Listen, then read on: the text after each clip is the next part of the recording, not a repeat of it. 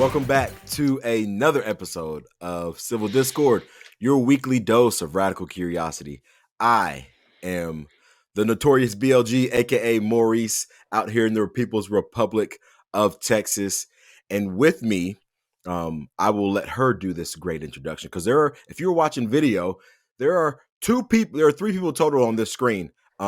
Two in addition to my beautiful, lovely, handsome face. But first, with me again, more often than I am out there in the People's Republic of California, our supreme overlord of liberty is Amanda. Amanda, how's it going today? It's going really well because we have a fantastic guest on named Eric at the Rebel with a Cause podcast. See, this is basically what I do is I'll just like drag, it's like Maurice and I are roommates and I just drag in cool people that I meet. But yes, Eric, you've got your own podcast. I've been on it. Clearly it was your best episode ever, but tell us about yourself.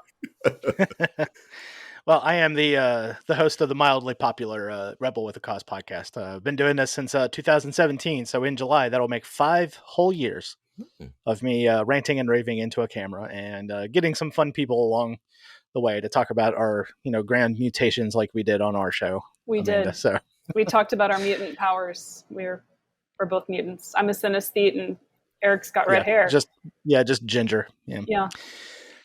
So, as far as liberty goes, I've been kind of in and out of it since 2014. Had a brief little dalliance with the Constitution Party after I quit the Republicans, and then made it over to the Libertarian Party, where I became the elections chair for the Libertarian Party of Louisiana, which was kind of fun for 2 years. And then the national convention happened, and then I was like, I've got to go, guys. I think I hear my mom calling me. Gotta go. Yeah. I streamed that entire thing. It was like watching the slowest train wreck ever, and I couldn't look away. And to be live there on the floor was great. Just sitting and having to look over my shoulder and try to explain to my wife why there's green and red dildos being flapped around on the floor. It was so fun. She was like, "What is going on down there?" I was like, gosh. "I've got no idea." Oh gosh. One of the many things that I've come to not like about the Libertarian Party is how they portray themselves in the light for everybody else. But it is what it is. I have grown accustomed to it, to deal with it. Probably the reason why my wife calls me psycho. So, it is what it is. Just one of the many, many reasons, I'm sure. For sure. Well, Eric, it is an honor to have you on as a guest.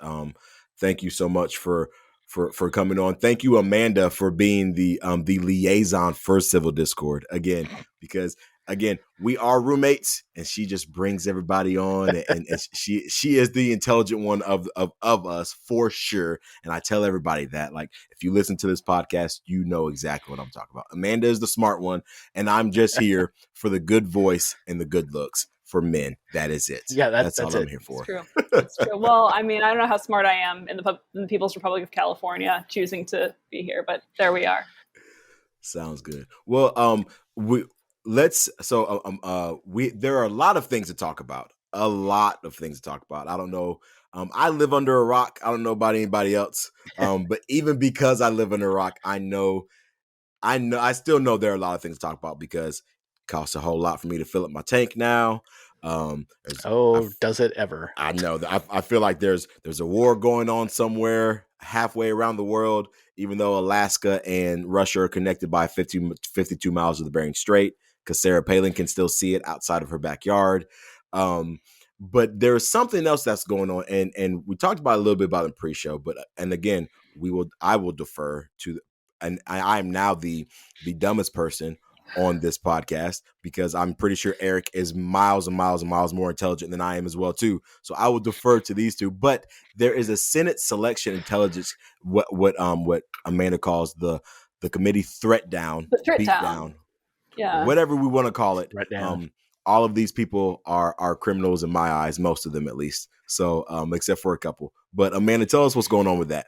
Yeah, no, the Threatdown comes from back when Stephen Colbert was marginally funny. He used to have a semi-regular Threatdown where he just went through all the threats that were afflicting humanity. And the last one was always bears. And I agree, because bears are terrifying and they will kill you to death. Any bear really will do that. But yes, so the Senate Select Intelligence Committee held a Threatdown that just goes through the various threats in the world today. And there's, of course, a closed session to which we're not privy. A lot of the focus was on Ukraine and Russia for obvious reasons. But and again, there's a lot that we don't know that went on in the closed session. But as I'm listening to the questions and answers, it really seemed like the only thing that anyone had answers on had to do with Russian intel. And it just made me a little worried that perhaps I worry about the US's evolution or lack thereof on intelligence gathering. I think, and again, it's speculation, but if you go for such a long time just taking for granted that you're the dominant power, you can get a little bit lazy. And we have always needed to have people in the Kremlin able to give us intelligence. So that almost feels like it could be a relic of a time when we were more proactive about reconnaissance. And there were just so many questions about our digital defense capacity, on our cyber defense capacity, Right. on what we know about things that are going on in the Middle East, things that are going on in China, where it wasn't even let's discuss this in closed session. It was just, we don't know. I'll get back to you on that. I'll circle back to you. So I get a little bit worried when I don't see any signs that our intelligence community is evolving. But, you can try to comfort yourself by saying that that's because the intelligence community is just evolving so well, and we don't even know what's going on. Yeah, there's always been a wide schism between SIGINT and HUMINT. So signal intelligence has been like the thing since the 1970s because we got all these fancy computers and we can listen into their phone calls with no problem. And but what went by the wayside was good old-fashioned human intelligence, where you actually have to have somebody there to see and report on what's going on. And and just since the 1990s, the SIGINT portion of the NSA and the CIA and the DIA and all the other alphabet soup agencies has exploded because they can literally grab anything. The NSA can literally roll back the clock on the internet and see which packets went where and to who, and so at any moment they can tell who got hacked and for what reason and where it came from and everything. But they don't have anybody on the ground to actually confirm any of that data. Mm-hmm. Mm-hmm. Go figure. I look at it like this. If the US is getting dumber in their intelligence, I'm okay with that.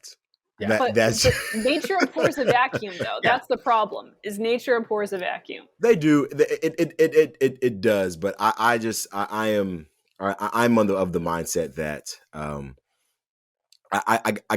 let me take a step back. I get that a lot of us.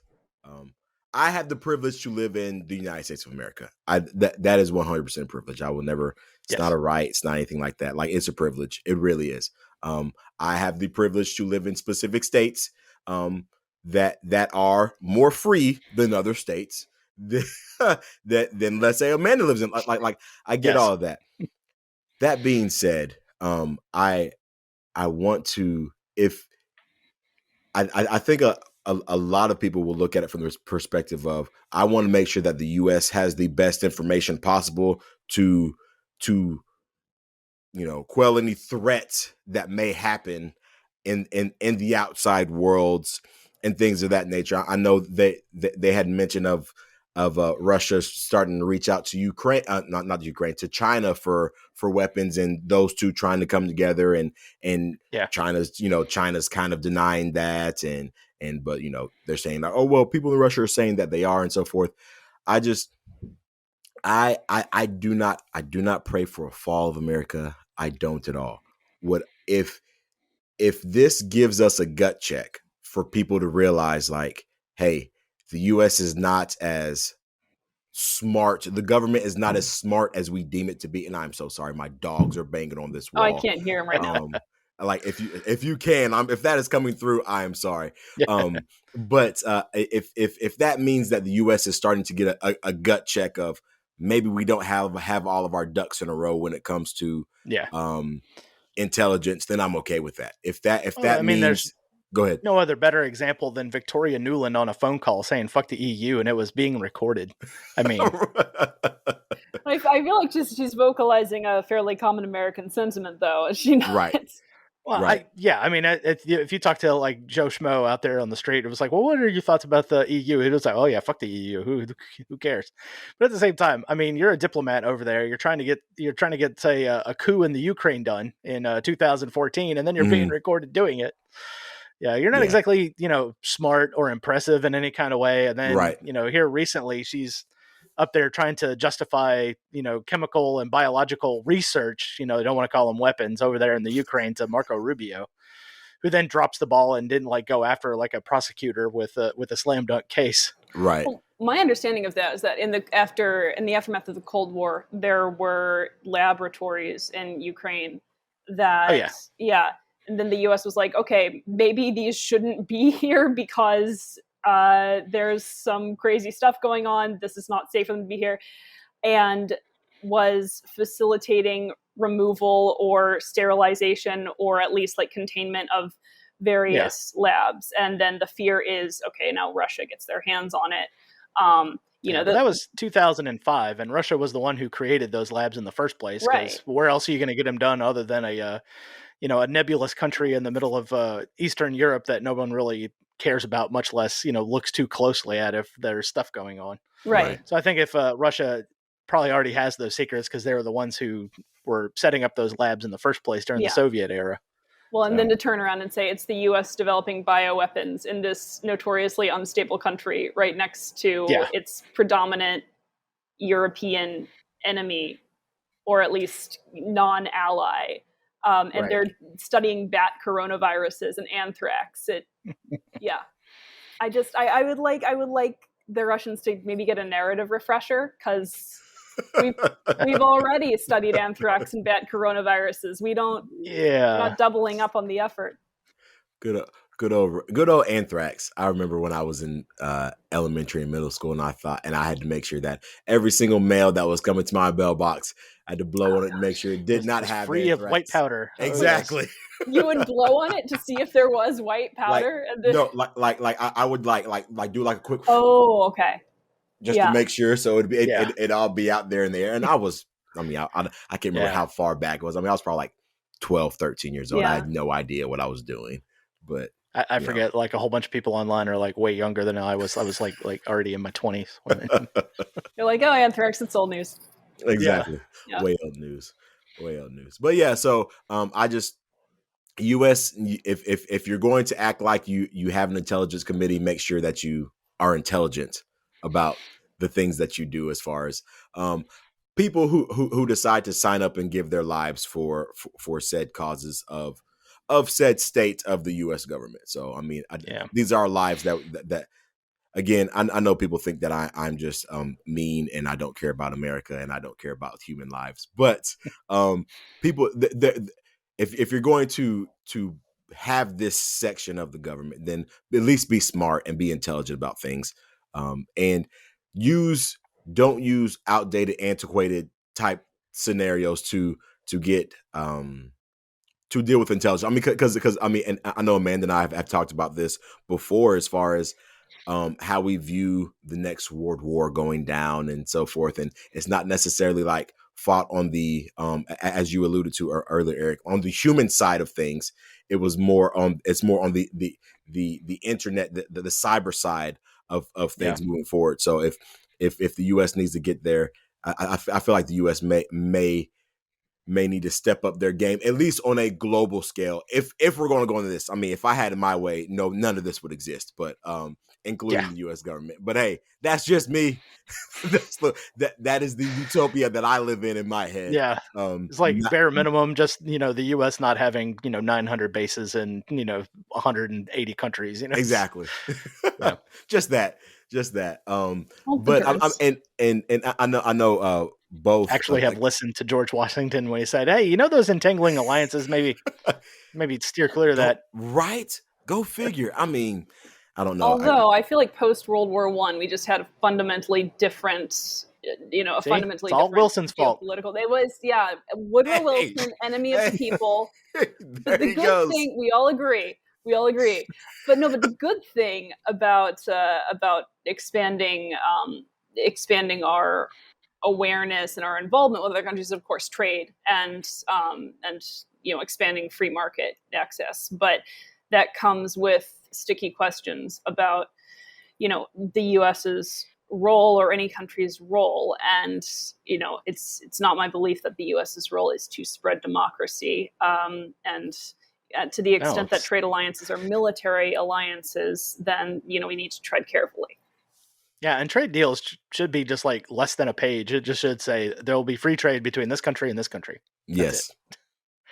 But no, we get like several hundred pages of a trans-Pacific partnership and everything else, and you're like, what's then you start looking at some of the details, and that stuff will turn your hair white and curl your toes and everything. So right.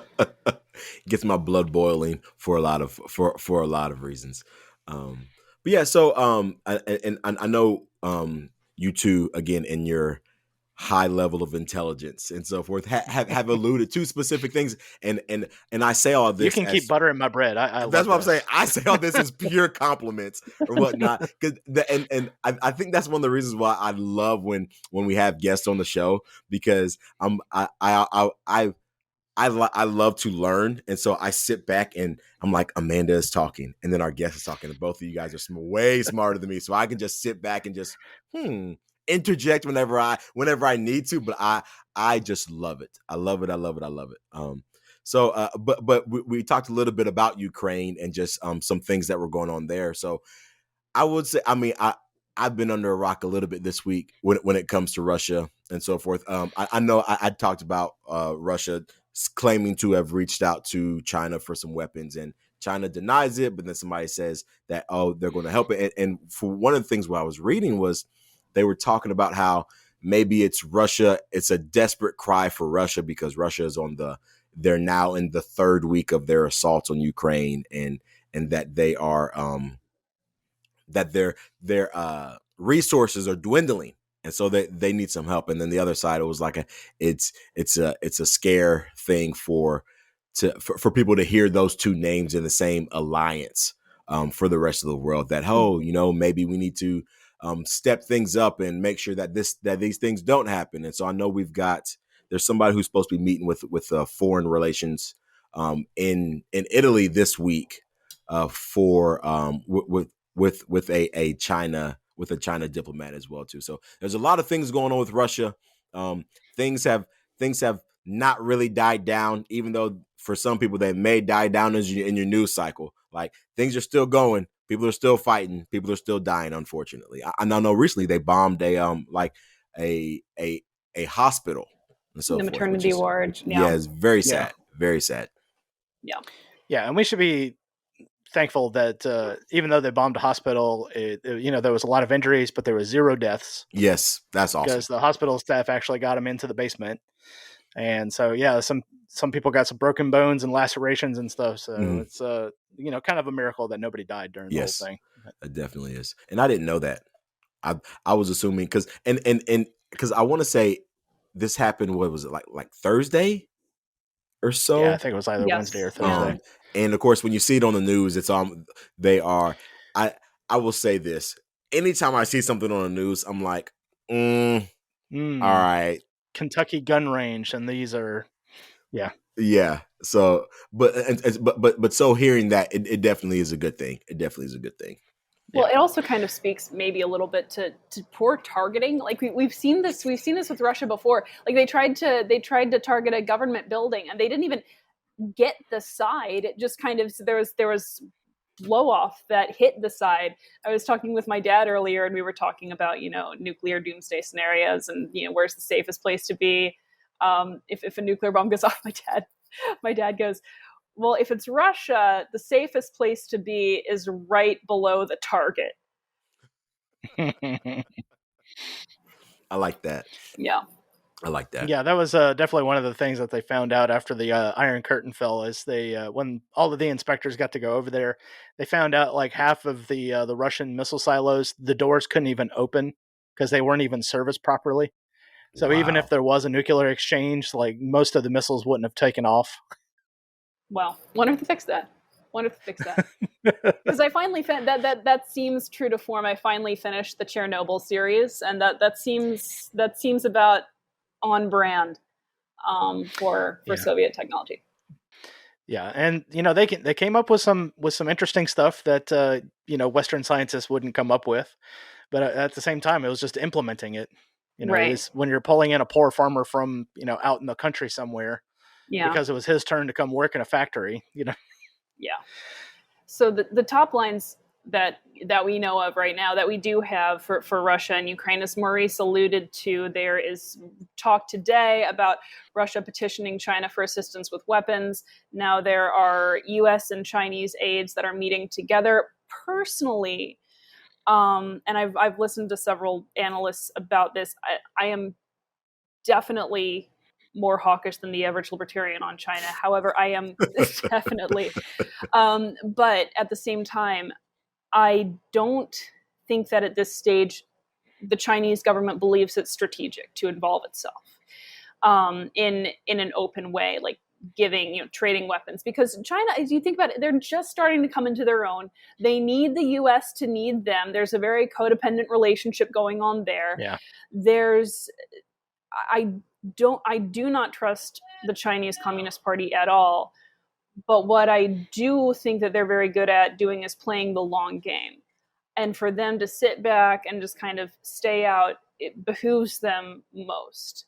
It is worrisome. But again, this might be an instance of Russia petitioning China, Russia flexing. And, if the Chinese provide weapons to Russia, which I don't know exactly why they would. I mean, Russia does have tactical nukes. I don't feel like the arsenal is the problem, but I could be wrong. Yeah. If they do provide it, I'm sure we won't know it, but I'm not as worried about that presently.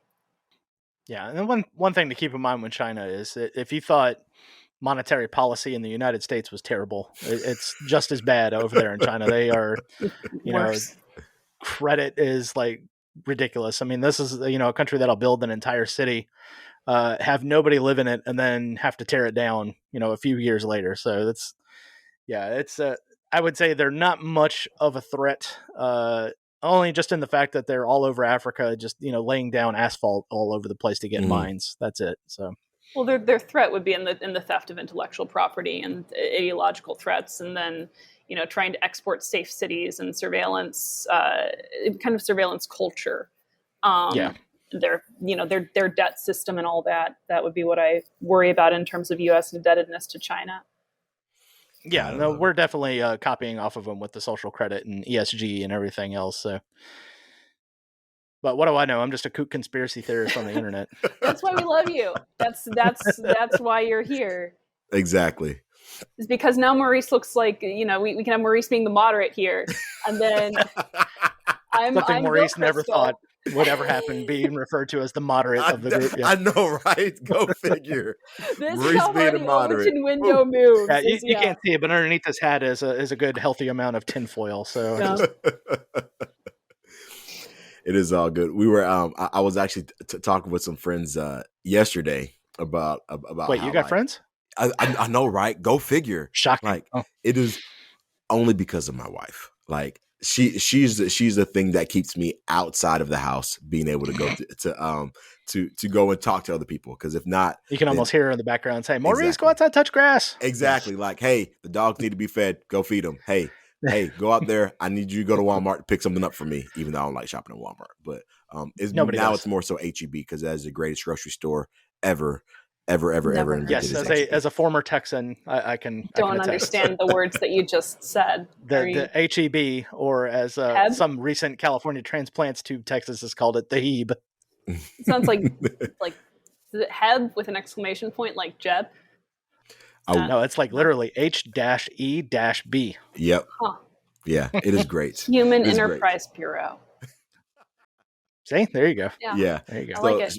She forces me to get out, and so I make friends out there. But we were talking about how crazy I was and my view on the world and my view on specific politics and so forth, and how I had to keep it toned down around other people. That way my wife isn't embarrassed about how psycho I am. And but then to come on here just today go up to and the be West called friends, like, what do you know about our reptilian overlords? literally like so and it's like, so are you one of those like Alex Jones people? Like is that your leader? And I'm like, no, he's not, but I think he's great. So he's my subordinate, frankly. He works for me. Exactly. No, sometimes I like to mess with people if they ask if like it's like, oh, do you listen to Alex Jones? I was like, no, worse, Ron Paul. Exactly. I say, and I'm like, no, Murray Rothbard is my idol. Murray Rothbard, and that is the guy who, because they were asking a question. If you could ask your hero one question, what would it be? And I was just like, who is my hero? And I was like, oh, Murray Rothbard, why did you hate Star Wars? That's not a joke. He used to do movie reviews. No, you mean like the missile defense program? No, like the movie Star Wars. No, He used to do movie reviews. Like, yeah, it's just and he hated Star Wars. It was the greatest what thing was I've wrong read. with I was like, I kind of agree with him at the same time, but it kind of hurts my soul a little bit. Bring this back full circle to where I mentioned in the pre-show that my first celebrity crush was Mark Hamill. But, there. There you go. Mark Hamill. Mine was Darth Vader. The dark side was great. Did you like the guy in the suit or James Earl Jones as the voice? Was it both? I mean, just think about it. Like the voice of James Earl Jones. Yeah. It's so. I mean, it's just there. It's just so great. It's so great. But and he's I would say he's fighting for what he thinks is correct and the dark side. And I was just like I think Darth Vader is the ultimate hero and all of that. But you know, yes. When I was 5, I had a Darth Vader cake. Ah, see, dark chocolate. Been on the dark side since you were young. That's what I'm talking about. See, I do remember when I was a kid. 1 year in elementary school, I was a stormtrooper for Halloween, which someone's going to take out of context one of these days. But there's the photo of me in the in the helmet. She is wearing white. Just saying. Yeah. That's all starting to come into balance, place now. the whiteboard. Yeah. I have a question on foreign policy for you two. So should the U.S. send the hot potato MiGs to Ukraine? Because this is just a giant back and forth of hot potato from Poland to the U.S. now. What happens to the MiGs? Yeah, if they're going to do that, that's pretty much just, it's like, you can just almost see like the everybody in the cabinet just like, so World War III, everybody, let's send those MiGs over to Poland. Well, Ben Sass disagrees with you. So of course he does. Of course he does. Go figure. During the Threatdown, this was a major topic of contention where there were several. It's not like we're sending them F-14s or anything. Well, right. So there's several Republicans that are like, they already have worse weapons than this, and why was it okay for Poland to do it, but it's not okay for the U.S. to do it? I'm sitting here thinking, well, the difference between saying you can make that choice and me making the choice myself. That should be a difference that people who are more small government can understand. I don't know the intel that we have on sending MiGs. I don't know the threat level that we have for that. But if it's the very, very tiny likelihood of a nuclear attack gets escalated, that's a small likelihood, but a devastating risk. And if we are already able to send more serious weapons, more deadly weapons to Ukraine, if we're already able to do other things that don't literally mean sending MiGs to them, and the MiG sending evidently is the trigger, is what really, really triggers Putin for whatever reason, then maybe avoid that one little corner box, I'm doing visuals, of threat. Maybe find other ways. Yeah, but we're, in a kakistocracy where we're ruled by the worst people in society. So that's a lovely new term. Yeah, it's just ruled by the worst. Kakistocracy. Yeah, I'm gonna use that. Please do. Please do. Yes, ruled by the worst. As I like to tell people, I mean, we are literally ruled by liars, thieves, murderers, rapists, and pedophiles. I mean, they're the worst. Yeah. So. No disagreement there. No disagreement there at all.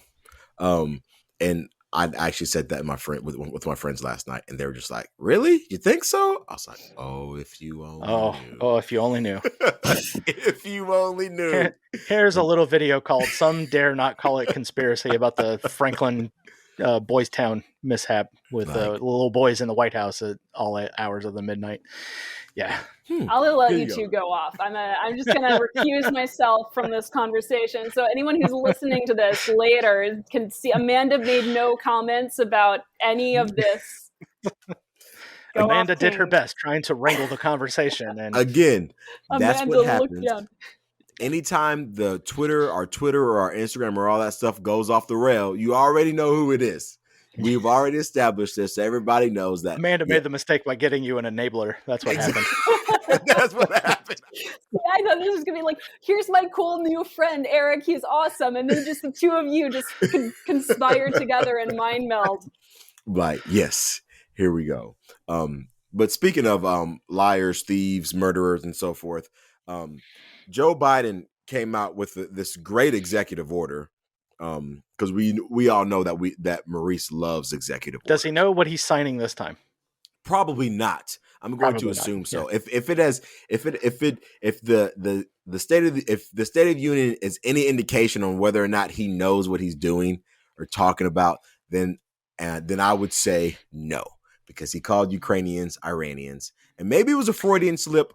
I don't know. Ukrainians? Because I thought he said Uranians. Well, and that was as if they came from Uranus. The very, very terrible joke was no. That's after the detonation. But yes, we should not joke about that. But yes, so he's signed an executive order, Maurice. You were saying? Oh no, you're fine.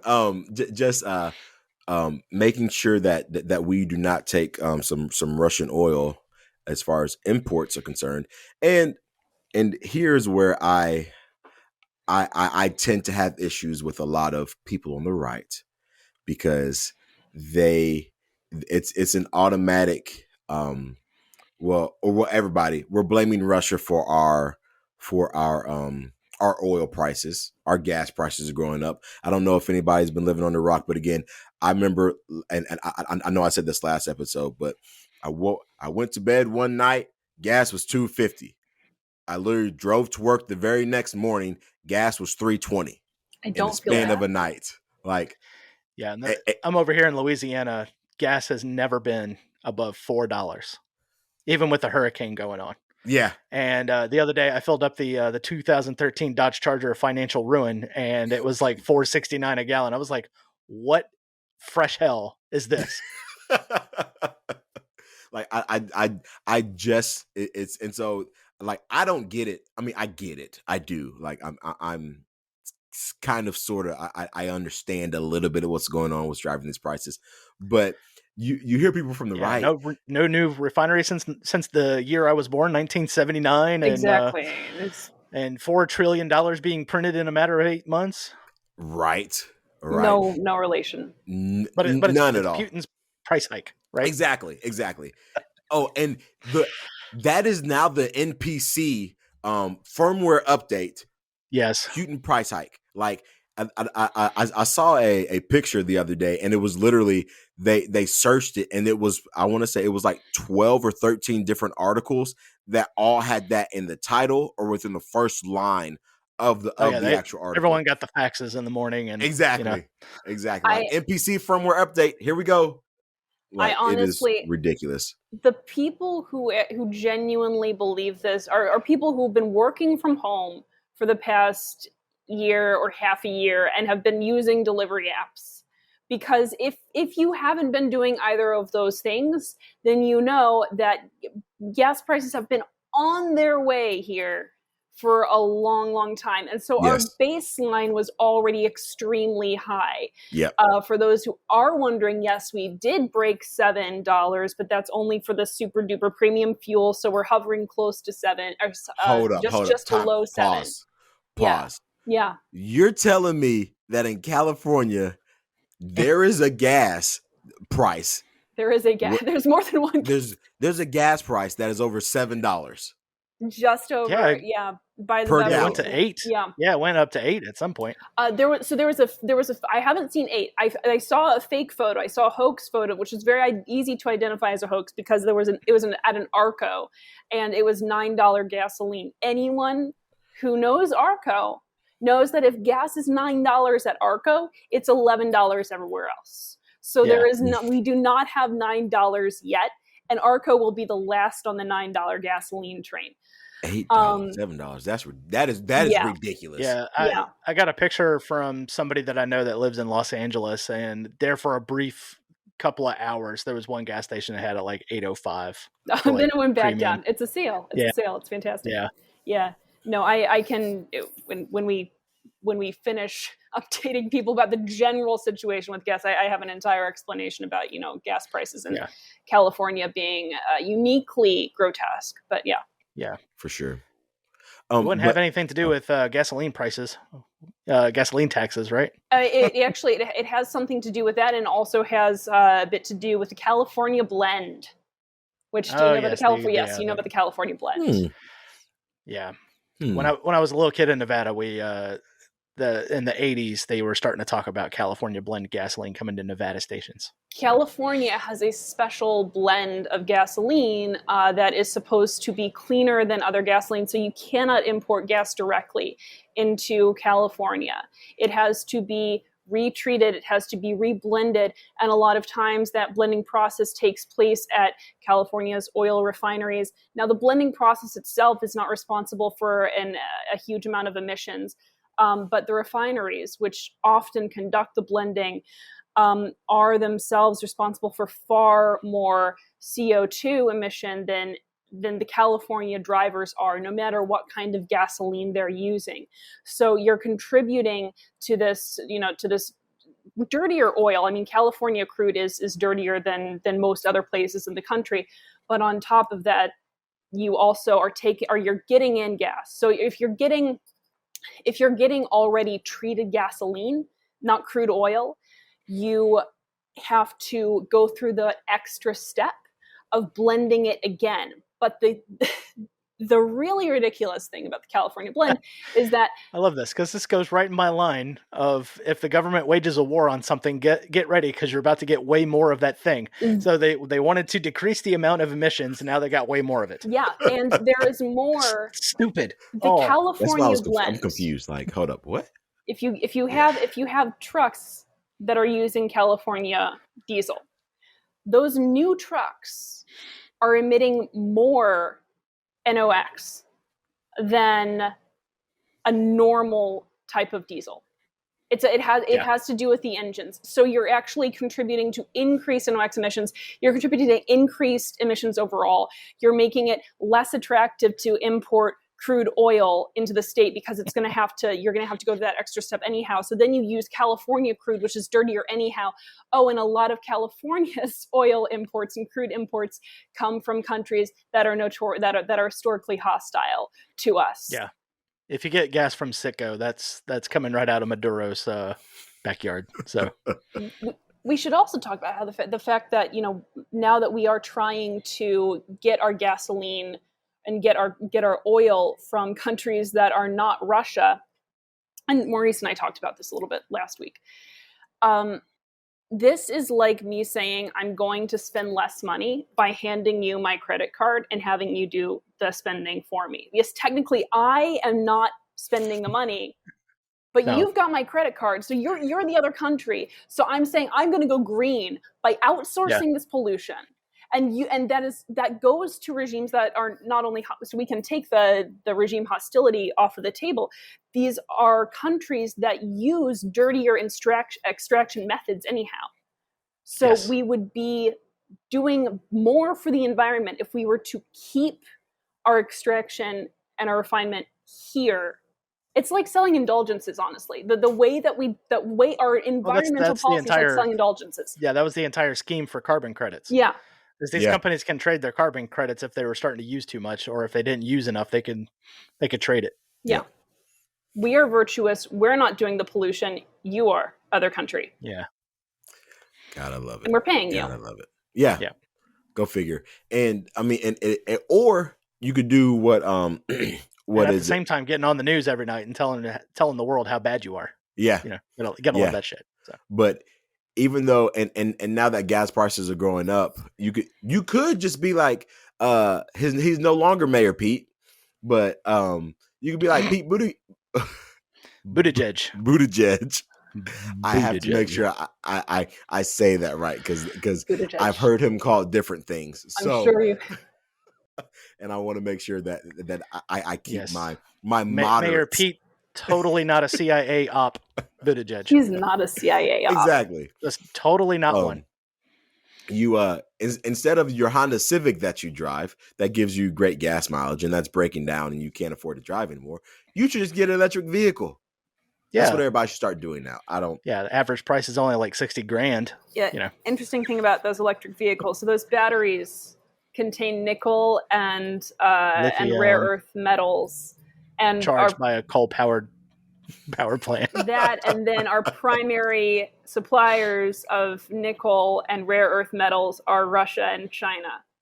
So how good with a healthy dose of it coming from Africa, being mined by children, how like literal children, are those labor practices? Yeah, no, but you can feel very good driving your electric vehicle. That exactly. Yeah. Cue the South Park episode about smug. Cultural references. Well, but yeah, we'll make sure we have it inserted. Insert right here. I mean, we can't because we can't put that on YouTube, but still, nonetheless, people know. They've seen that episode. Exactly. And if you haven't, go look thanks, bye. Yeah, we all know. But if climate change is an emergency, and then we also have the Russian-Ukrainian war that's an emergency, wouldn't we pursue emergency measures that treat both those emergencies?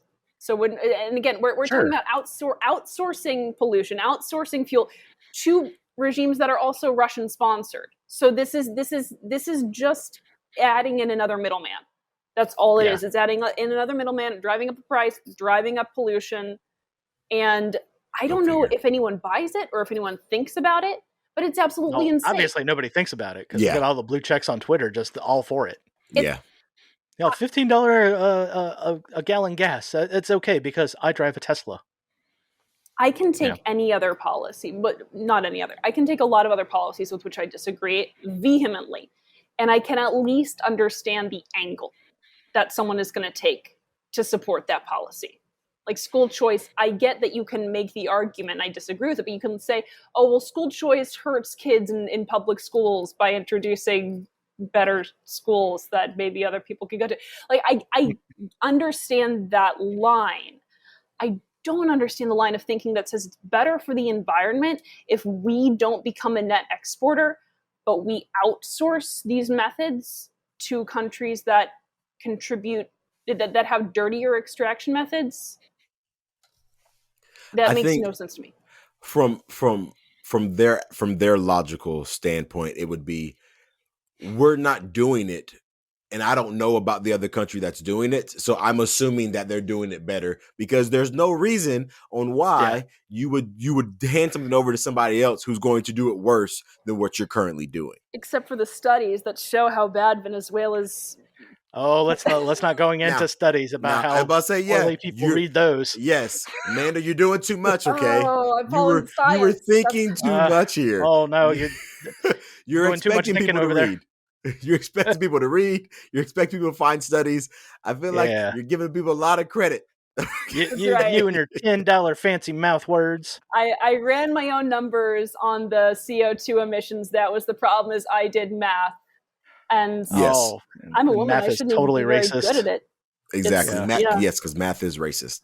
I've learned that. Everything is. Everything is. Scientific math is racist. Math racist. If I had done anti-racist stuff, it would have shown me that it's her in phone, fact better. Exactly. It's in fact better to outsource this to other countries, and they're in fact not polluting more. No. Go figure. I just use the old Latin phrase "cui bono," who benefits. And it's Hunter Biden, oddly enough. I don't even want to know the logic train that took us there. No, it's Hunter Biden's computer. That's the biggest benefit. No, that's Russian Russian disinformation. Venezuela joke. Disinformation. Doesn't matter if anything on that laptop is completely true. It's Russian disinfo. Russian disinformation. Yes. But so Meant to undermine our democracy. undermine the democracy. Hey, that's a good thing to me. Hey, you're saying that by all means. The voluntary V's are right behind me. I'm I all about it. thought you were like voluntarious. So I mean, if you want things to be core, core democracy, you're just, although you might be a tyranny of the majority kind of dude. No, I want to burn it all to the ground. So that's just where I'm at. When in my mind, just literally when you said that, I was thinking, Seth Rollins, burn it down. Yes. Sorry. I know I make all kinds of crazy things on this statements on this podcast, but I am also a WWE fan, and Seth Rollins is a wrestler, and he used to, not anymore, but comes out to a song where it starts off with "Burn It Down." So I automatically think, yes, burn it down, everything down to the ground. Yeah, I'm a little more old school WWE with Stone Cold Steve Austin and The Rock and Mankind and all that. Attitude era. Attitude era. And it was at this point you see Amanda's face. It's just like I lost control of this podcast. The trick is that when people say something that I could potentially be implicated in, then you don't interject. And so then you have plausible deniability, like my audio cut out. I didn't really know. I blacked out for a second. I was going through just blame it on Dark Tom Woods. It works every time. Exactly. My computer froze. It was hacked. Yeah. There was a wise man who once said 60% of the time it works every time. Every single time. Yes. Which would be an Anchorman reference. Yes. That genius Brian Fantana. I love it.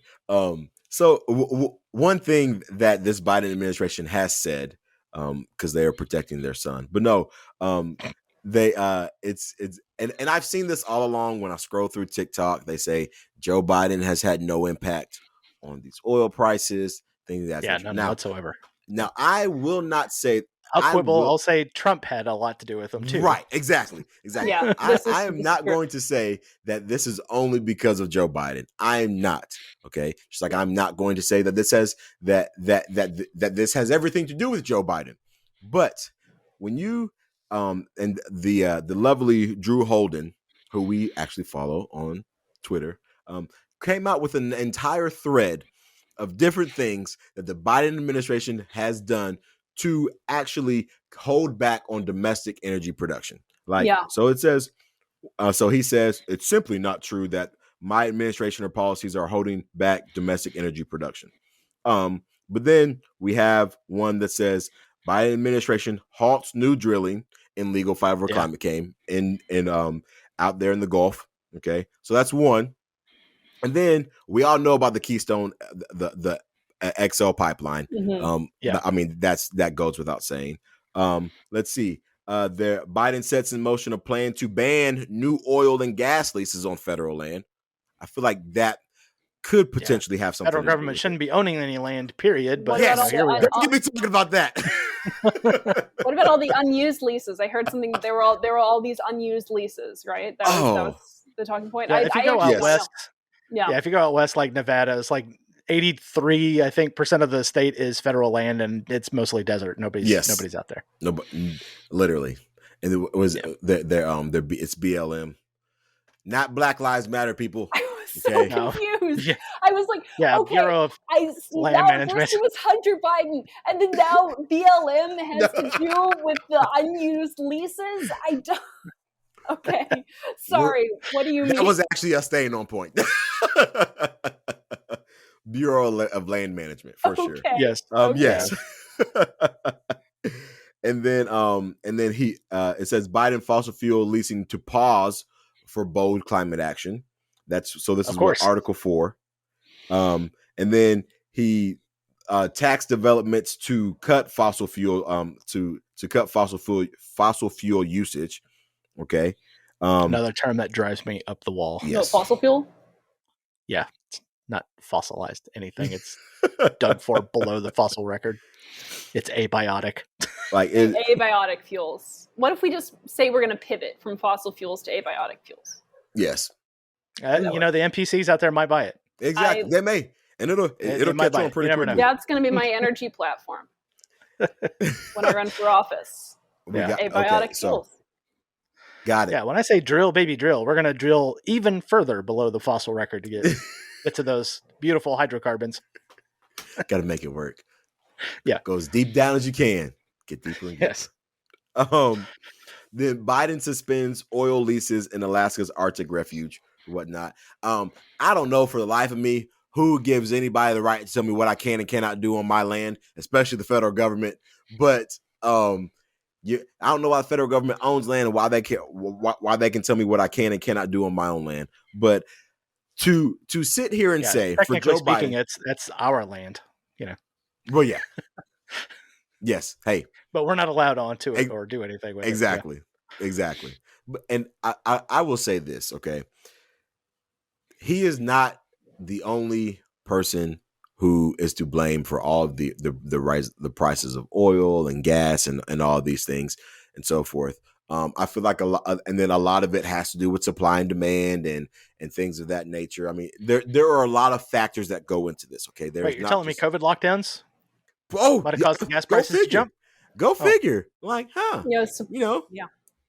Maybe, I don't know. Maybe nobody's using a whole bunch of gas, so maybe I don't know. I don't know. Look, I'm not the smartest man in the room. You know, actually, I do know that you 2 are. plus You 2 are is the 4. only man in your room right now. So you are indeed the smartest man in the room. At least in this house. There we go. Yeah. That includes, well, my dogs are males, but they're not human beings. Yeah, they're not men. So exactly. Well, do we know that? Friend. How are they? We don't. I'm not going to assume. That's all. One thing. Maybe they identify as humans. One thing. Are they secret skinwalkers? Are we going to take it in that direction? Oh, that would be creepy. We can't let them know that we are onto them. Yeah. Just leave it alone. Simultaneously, Joe Biden has said, let's have, these nasty oil companies are just going to raise their prices to be opportunistic because, apparently capitalistic greed is very selective. And that when oil prices go down, it's not, somehow that's not capitalists spontaneously being more generous. But when oil prices go up, that's capitalists spontaneously being more greedy.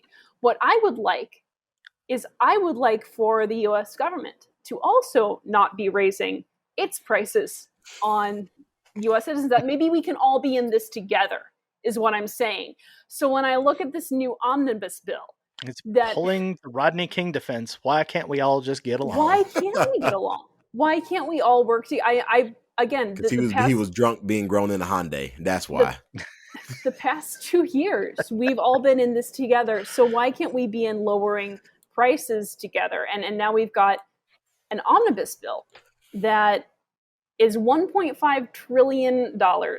We've got agencies having huge funding increases. And let's see, we have support for the Internal Revenue Service, always important. Oh, yeah, they're great. Yeah, got to get the tax collectors out there. Exactly. Going to get their largest funding increase in more than 20 years. That's very important because if we don't increase support for the Internal Revenue Service, then how will we increase support for all of these other programs? What I would like is a Marie Kondo approach to government spending, where you look at... does not spark any kind of joy. Yes, please get rid of it. Look at the line items and you say, does this government program spark joy? Does this, and if it doesn't spark joy, maybe we get rid of it, or it's at a least government program, or at least don't increase these programs by 31%, 15%, 17% for federal officer pay hiring.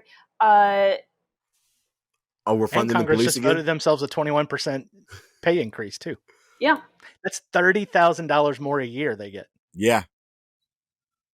While inflation is over here taking away close to 10% of your paycheck.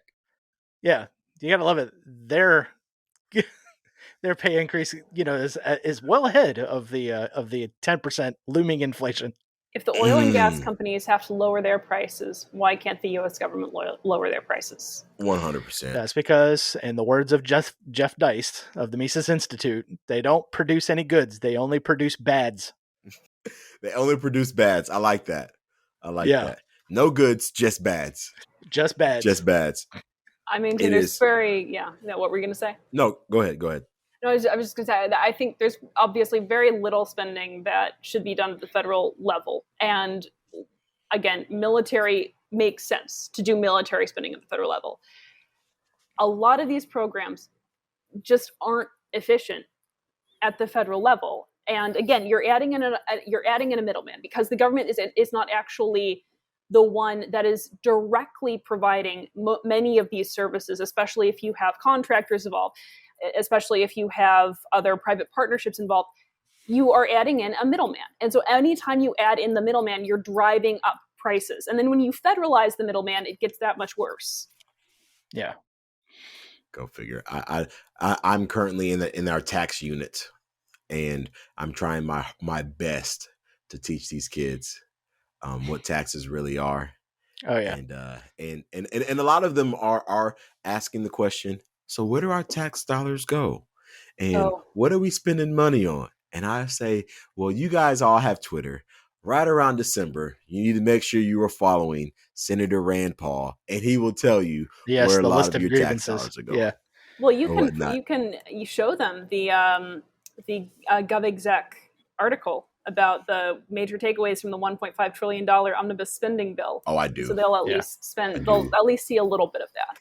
And you can send them my way, and I can let them know. I was like, technically, your income tax dollars don't pay for anything in government. They go directly to the Federal Reserve to service the national debt. Yep.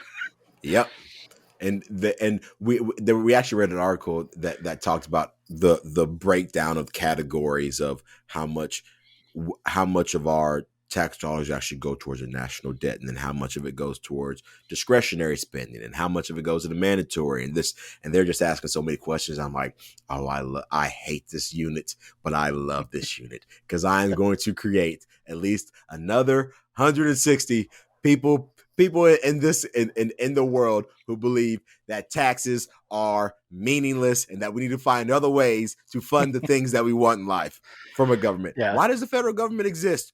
Great question. It shouldn't. It shouldn't. Here is a little book called The Constitution of No Authority by one Lysander Spooner, written in the mid 1800s. Yes. Read this. But maybe go ahead. No, it's your turn, because I interrupted you first, and then you let me go, and so now it's your turn. That's how I do it. I was going to say, so the one of the things about this bill is, I was reading an article about it, and it's funny how you will get Republicans who will say, yes, we cut funding for specific things that we needed to, and we're doing things because very dodgy, that term cut. Yeah, exactly. And so we want to make sure that we stop the Democrats from doing what they were supposed to be doing. And then you'll get Democrats who will turn around and say, yes, we cut military spending and we put spending in other places, and everybody will count it as a win. And then we'll move it on to the desk, and nobody will. And the only people who will actually feel the ramifications of all this are people who are currently living in the times that we're living in right now. All of our listeners know exactly how I feel about federal government and federal spending, and how I feel that this is nothing than theft from your dollar, because your dollar is now worth less today than it was yesterday. Your buying power is a whole lot less. And the mere fact that you have people who are thousands of miles away from you get to determine how much you can spend and how expensive things are going to be in your life. And some of them, who I will give it up to the UFC. There was a guy on a UFC interview. It was actually like a press conference for the fight something club. Or other. I think is one of the fighters. He's from Arkansas. He's fantastic, and I'm just now like blanking on his last name. Yes, and he said he called out the Federal Reserve and said they are crooks, and that there are people who they're unelected and they can determine all these things. I was like, who is this guy? Because I'm a UFC fan. I was like, I am now his biggest fan. Yes, somebody needs to put a belt on this guy so he can talk more.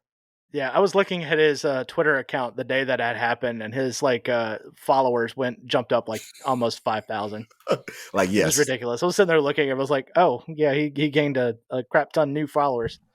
Maybe we're being sometimes unfair. I wonder, man, I wish I had that kind of juice.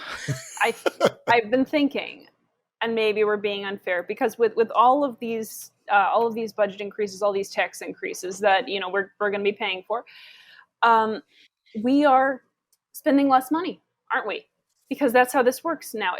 If you are outsourcing your oil production and gas production to other countries, you're going greener.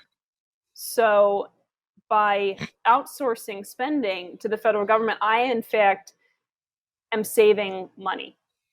I've never been more fiscally conscious in my life. Quite frankly, I feel good about myself.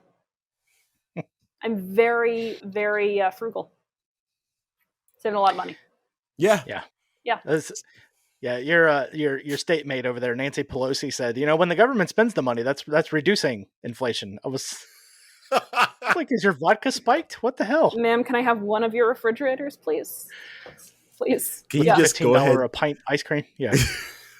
Like, Nancy, can you just go ahead and get out of your human suit and just turn into your lizard? Like, can we just go ahead and go that route now? Like, please. Thank you. You've been around for way too long. I object to the lizardization of humans. Yes. We all owe if only for the one lizard Mr. community. David Icke a huge apology. While they may not be actual lizard reptilians from Planet Pop-Tart, they sure do act like it. Very much so. Very much so. IQ of anything. IQ of that of my fingernail. We'll say that. Not qualified to clean toilets, but there they are in the halls of power. Go figure. Sorry, Amanda. Go ahead. No, I was just thinking, one thing, I wanted to bring it back to the Threatdown, because there are some people who are very qualified people that are on the Hill, and one of them was whoever wrote Marco Rubio's opening remarks for the Threatdown. Whoever his staffer is did a great job writing his address. It honestly was, the writing was excellent. And so just a shout out to whichever staffer wrote Marco Rubio's opening remarks, because those were excellent. He's got a very promising career in speech writing, or she has a very promising career in speech writing. That I wanted to give a lone anonymous staffer a pat on the back, because they work so hard. And it's a very thankless job. It is. Yeah, I mean, there are some staffers out there that kind of know what's up, but there's so few of them, though. That's the problem. Whoever's writing anything that Ted Cruz says about Bitcoin, because I don't, and you and I talked about this, Eric, I don't believe for a moment that Ted Cruz knows anything about Bitcoin. No. But he's got a brilliant staffer that is able to put words in front of his face and submit op-eds in his name that are about how Bitcoin is great, and these staffers should be commended. Yes. There are a few staffers that are there. I remember, who was it? I think it was Scott Horton was talking about the lady who I think she was just elected this past year. One of the staffers is like a huge fan of his, and they've been chatting back and forth. And then he found out that he was a staffer on her campaign, and she got elected. So he's like, "There's one." It's one of the representatives, I think, from one of the Dakotas. Yes, yes. Wait, was it Lemus? Yeah. Was it Cynthia Lemus? Is she might have been. Is she from like South Dakota or North Dakota? I thought. I think so. Yeah, I think so. So I was like, okay, all right. I mean, so there are few and far between, but yes, there are some. I apologize. She is. She's Wyoming. Not Wyoming. The Dakotas. Okay. So, but we'll take it out. Bryce Mitchell is his name, guys. Yes, Bryce Mitchell. I had the first name right. I was close. Yes, Bryce Mitchell, the UFC fighter who was talking about the Fed, and it was great. It was phenomenal. But guys, thank you so much for listening. Eric, why don't you let us know where the lovely listeners can find you, where they can hear more of your rants and your loveliness about the U.S. government and everything that is happening that we can or cannot know about. Wink, wink. Well, I'm on every available podcatcher there is. So if you got Apple or Google Play and stuff like that, you can find me on there. That's for the audio version. I also have a YouTube channel that you can go to, and I do the live interviews over there and then port them over to audio later. Of course, I've also got Rumble and Odyssey. And here in a couple months, I'm only going to be available on Odyssey. So I'm going to be making that trip. soon enough. But yeah, everything's Rebel with a Cause if you search it, and it's at RWAC Podcast on Twitter if you want to go follow me over there. And there's a high likelihood I will follow you back and just screw up my timeline all over again. So. Well, guys, again, thank you for listening. Eric, thank you so much for coming on the show. This has been an absolute blast. Being able to be called the modest person.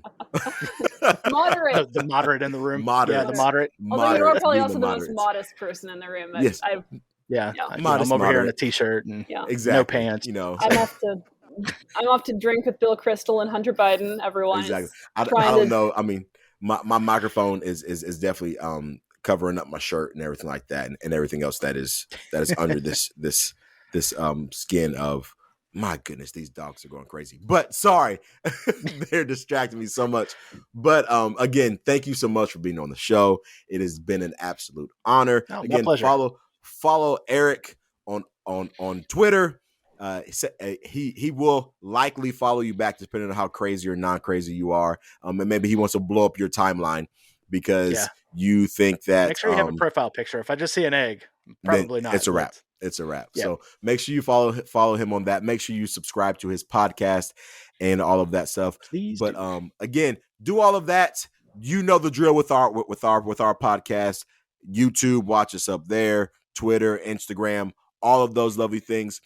Today is March Madness Selection Sunday. So for all of you who are filling out brackets, good luck to you over this next week because it is going to be crazy and madness. And as always, my brackets will stink to high heaven. So it's all good.